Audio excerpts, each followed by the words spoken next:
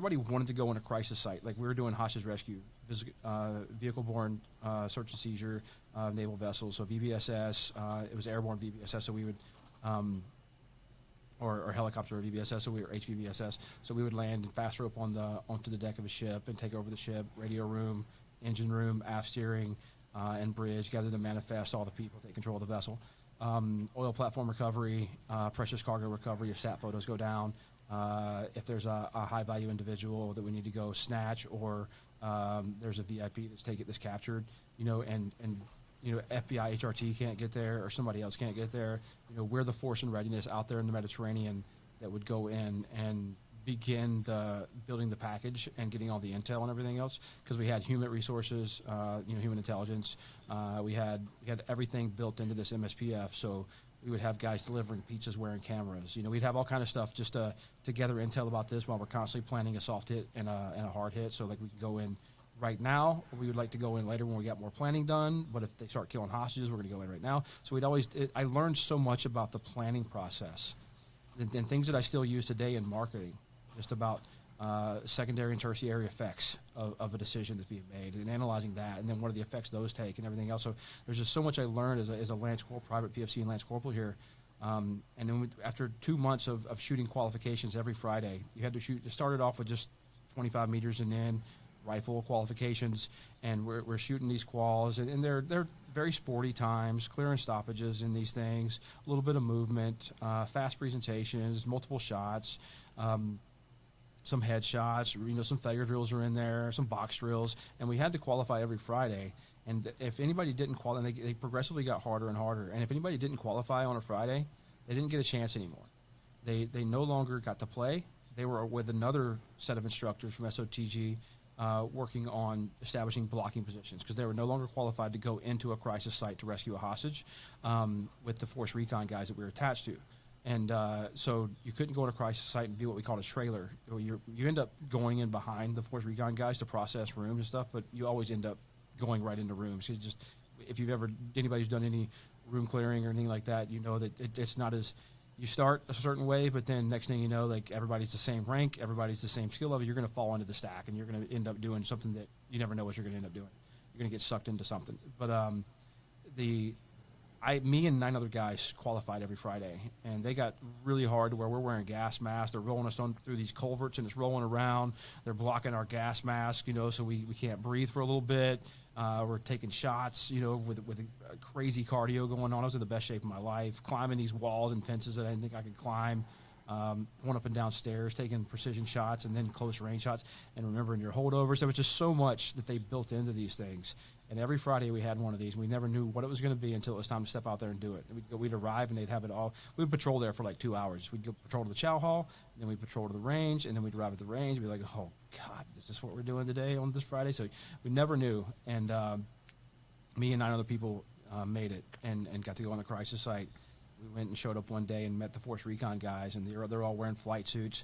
Back then they had this Velcro with buttons on it, like body armors, old school stuff. They were rocking MP5s and little helmets and ProTech helmets, and it was like Rainbow Six, man. I was like, is this real? Like, this is the coolest thing I've ever seen in my life. Like, these are Force Recon guys, man. Like, and I was like in awe, and I just kept my mouth shut, and they would talk, and we would plan things, and we would do things, and we introduce us to things, and we would start integrating our training with them. Eventually, we were working up to Sims in the shoot house, and then to live fire in the shoot house. So this happened over the next 3 months.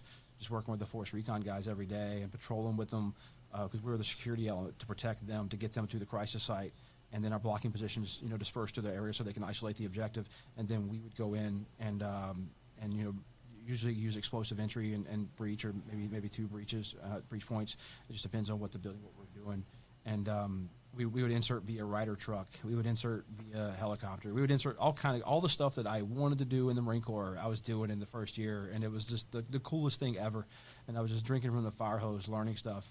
Because if I got really close to 2 or 3 of the Force Recon guys, a couple sergeants and a staff sergeant, that not really supposed to be friends with a Lance Corporal. It's not something that you do in the Marine Corps. It doesn't work that way. But they didn't care about that. If you were good at your job, you were a good shooter, and you worked hard, and you were with them when something was going down, no matter what. But yeah, these guys, I got really close to them, and we became friends. We'd hang out at night sometimes, drinking beer and stuff, and I would hear them talk, and I would ask them questions, and they would always have an answer, and I could tell if they didn't know the answer, they wouldn't just give me some BS, man. Like they would tell me what they know and no more. They wouldn't make up something to sound like they knew what they were talking about. They were professionals, man. Because you probably met somebody like that too that maybe not know the answer, but they'll act like they do, or they'll just try to BS you and stuff. And I hate that, and I despise that. But these guys, they were so quick to share knowledge with this dumb Lance Corporal, that was with them, that was going to deploy with them and do stuff with them. But they were just awesome, and they would give up all kind of extra time to come teach us things. Like, hey, we got a class if you guys want to come to it. You can go do this. And so I would go to everything that I could that they were doing on their training when we weren't doing something. And I would just always be standing there while two really smart guys were talking, just taking notes.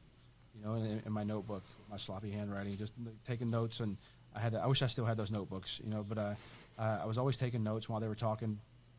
And learning so much. And I tell this story sometimes on podcasts, a much faster version, but I started out my career next to the smartest people tactically and technically that I would ever meet in the Marine Corps, with the exception of a few people. And I was just surrounded by them, and not just with them every day, but they were making sure I was on the right track, and they were holding me to crazy high standards,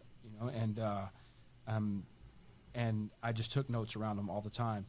Fast forward a few years later, after a deployment to the Mediterranean when I was with them, and we took down a bunch of ships in training. The only thing we did real was the Serbs in Albania were fighting there with Slobodan Milosevic, I think. Yeah. And we went over there, and we were training Albanian peacekeeping forces, and we would watch firefights down the hill in the city of Tirana, Albania, every night. And they had a distillery there, so they'd always bring whiskey to us and stuff. So they had whiskey, cognac, and vodka, and something else. They all three had different alcohol contents. They were all three different colors, but they all three tasted the exact same. I don't understand it, but we drank a lot of that and hung out. And these Albanians were like the most fit people ever. Like, we were better than them at everything if it was an action that you could do. So it came to PT or like crazy obstacle courses that they had, and then they would just destroy us and laugh at us because we're holding on to. Dudes have a hard life out there too, so I mean, yeah. But it was cool, over there hanging out with them and stuff, and letting them shoot some of our weapons, and we were shooting some of their stuff and everything else, all Soviet era stuff, and then ended up. That was the only thing we did like for real. We went to the Congo when the Hutus and the Tutsis were fighting, but we just did a show of force, and we never actually went in. We thought we were going to do a non-combatant evacuation operation, a NEO, but we just did gator squares out there and did some show of force activities and launched some aircraft and some